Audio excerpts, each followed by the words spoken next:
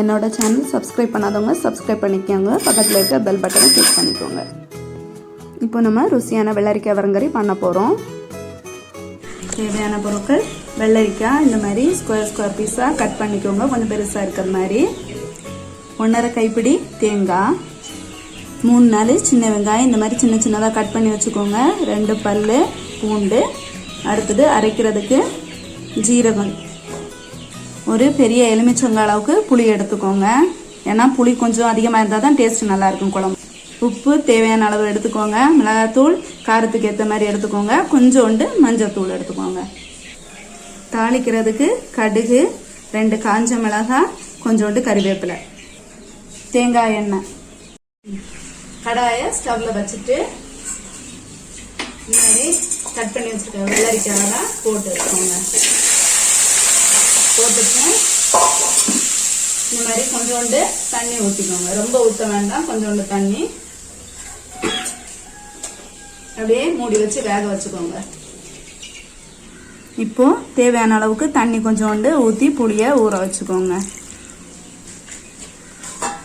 இந்த மாதிரி மிக்ஸ் பண்ணி வச்சுக்கோங்க, அப்போதான் சீக்கிரமாக ஊருக்கு கிடைக்கும். இப்போ அரைக்க வச்சுருக்க தேங்காயை எடுத்து மிக்ஸி ஜாரில் போட்டுக்கோங்க. அப்படியே கட் பண்ணி வச்சுருக்க சின்ன வெங்காயம், பூண்டு, ஜீரகம் எல்லாத்தையுமே இதில் போட்டுக்கோங்க. இதை நல்லா மை போல் நல்லா அரைச்சிக்கோங்க. இப்போ இந்த மாதிரி நல்லா அரைச்சாச்சு. இப்போ இதை ஓப்பன் பண்ணிட்டு உப்பு தேவையான அளவு எடுத்து வச்சுருக்க உப்பை சேர்த்துக்கோங்க. சேர்த்துட்டு இந்த மாதிரி கரண்டி போட்டு கிளறிட்டு திரும்பவும் மூடி வச்சுக்கோங்க. ஏன்னா இது வேகல, நல்லா வெந்த பிறகு தான் எல்லாமே மிக்ஸ் பண்ணணும். அதுக்காக மூடி போட்டு திரும்பவும் மூடி வச்சுக்கோங்க. இப்போ ஓப்பன் பண்ணி பார்ப்போம். கலர் சேஞ்ச் ஆயிடுச்சு, பார்த்தீங்களா? இதாச்சு. இப்போ அரைச்சி வச்சுட்டு தேங்காவை அதில் போட்டுக்கோங்க. நெக்ஸ்ட்டு மஞ்சத்தூள், மிளகாத்தூள் இதை இதில் போட்டுக்கோங்க. போட்டுட்டு தேவையான அளவுக்கு தண்ணி ஊற்றிக்கோங்க.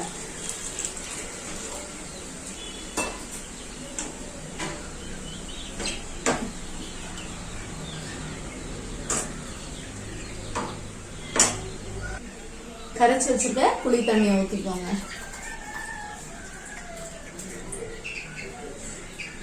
புளி கொஞ்சம் டேஸ்ட் கொஞ்சம் அதிகமாக இருந்தால் தான் இந்த கறி வந்து டேஸ்டாக இருக்கும். இந்த மாதிரி கிளறி விட்டுக்கோங்க.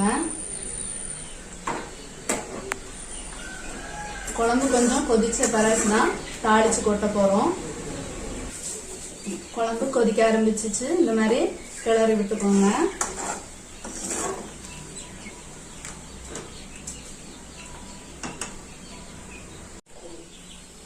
கடாயை ஸ்டவ்ல வச்சுக்கோங்க.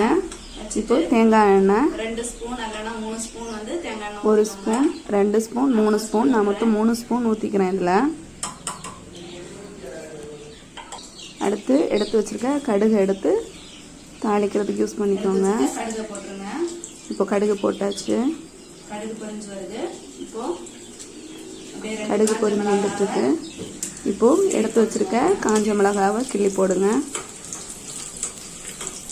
2 காஞ்ச மிளகாயும் போட்டாச்சு. எடுத்து வச்சுருக்க கருவேப்பிலையை கிள்ளி போடுங்க.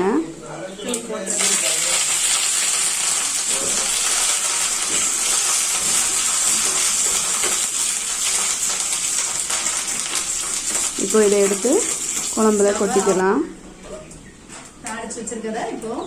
இந்த குழம்பு மீன் பொரிச்ச மீன் அந்த மாதிரி வச்சு சாப்பிட்றதுக்கு நல்ல டேஸ்டாக இருக்கும். Thank you friends. கொதிக்குது குழம்பு. இப்போ வந்து நல்லா கிளறி விட்டுட்டு ஆஃப் பண்ணிக்கோங்க.